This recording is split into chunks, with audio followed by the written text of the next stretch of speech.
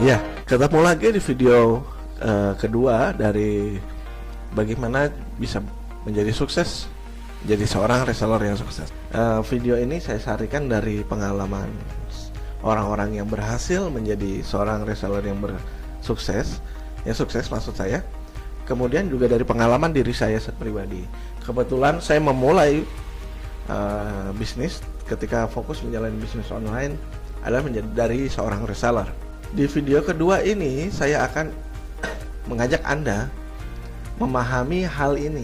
Ya, jadi ini adalah hal-hal yang harus dipahami oleh seorang reseller. Ya, untuk menjadi seorang reseller yang sukses, kita perlu memahami ini.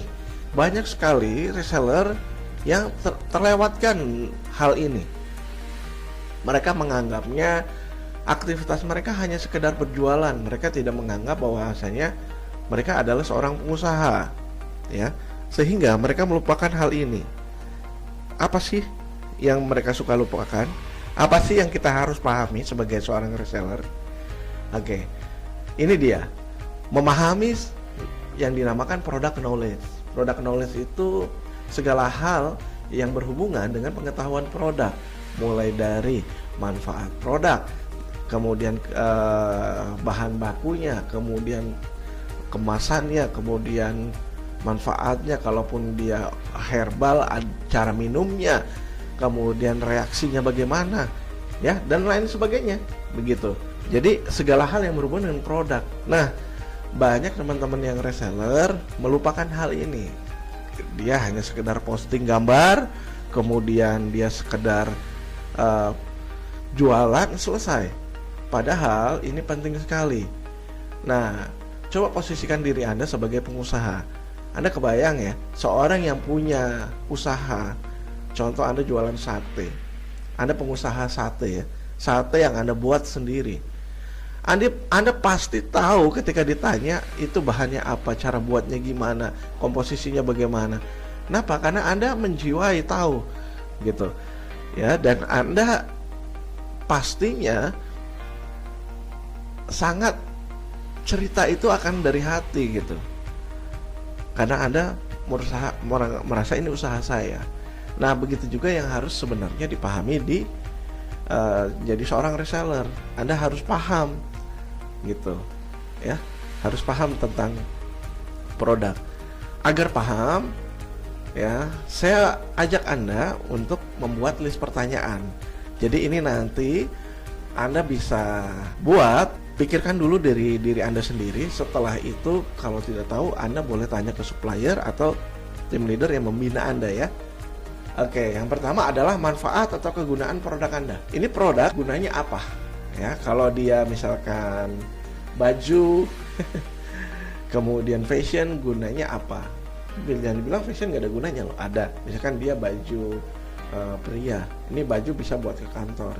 Ini bagus dengan posisi begini ya, paling nggak ada 5 itu. Kalau Anda buat listnya, itu akan membantu Anda nantinya, membantu untuk menjelaskan ketika ada orang nanya ini manfaatnya apa sih, Anda nggak akan gagap lagi, Anda nggak akan gagap pertanyaan ya, malah bingung, mikir dulu, nanya dulu. Ini bahaya sekali. Itu yang pertama. Kemudian ini produk ini cocok digunakan oleh atau dimiliki oleh siapa sih? Ini produk, ini sasarannya siapa? Ya, ini buat siapa? Ya, kalau misalkan produk ini kuliner, makanan, ini cocok dimiliki atau dipakai, dimakan oleh siapa? Apakah anak-anak termasuk? Ya. Kemudian kalau produk Anda herbal, apakah produk ini cocok diminum oleh orang yang seperti apa? Misalkan herbal diet yang ingin mengurangi berat badan misalkan, atau herbal penambah tinggi, orang yang ingin menambah tinggi badan di usia sekian sampai sekian. Anda jualan hijab, produk ini cocok digunakan oleh wanita aktif usia sekian sampai sekian yang pengen tampil muslimah, seperti itu ya. Enggak semua produk ini bisa dipakai semua orang, enggak. Anda kebayang nggak, hijab misalkan cocok digunakan oleh pria, kan nggak mungkin ya. Jadi ini perlu Anda pahami juga. Kemudian perubahan apa yang kalau digunakan pembeli pas pakai produk dari Anda, ya. Perubahan apa yang dialami pembeli jika menggunakan produk tersebut? Misalkan skincare lebih putih, kalau lipstick, kosmetik lebih cantik, kalau peninggi badan lebih tinggi, lebih menurut dokter lebih pink, lebih ideal. Kalau misalkan hijab lebih trendy, kalau misalkan Anda jualan otomotif, motor Anda lebih irit, lebih terjaga. Kalau misalkan lagi produk apa lagi?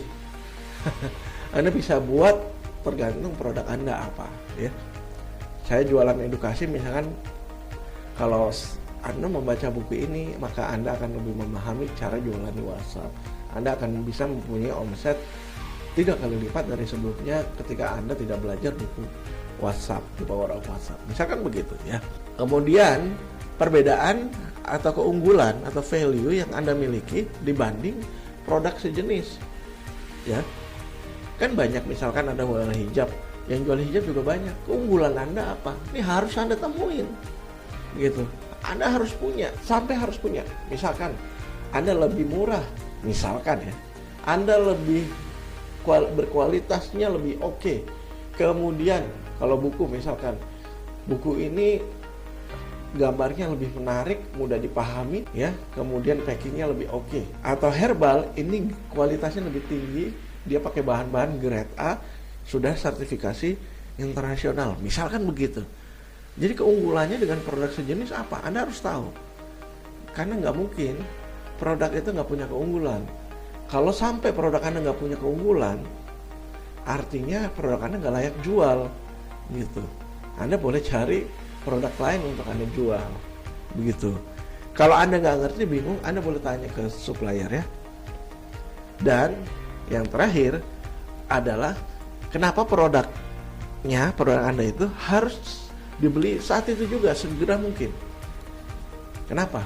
Misalkan diskonnya mau selesai, promonya cuma berlaku hari ini, besok harganya naik, besok sudah nggak diproduksi, ini limited edition. Apalagi Anda boleh cari kenapa produk ini harus dibeli. Atau misalkan kalau dia ada limited edition dijual sepanjang waktu, Anda bisa, misalkan produk diet, ya, Anda bisa mulai kapan lagi Anda mau mulai tampil ideal kalau tidak hari ini. Mungkin Anda menunda 1 bulan, buat Anda tidak masalah, tapi percayalah itu akan pengaruh sekali nanti buat penampilan Anda, begitu, ya.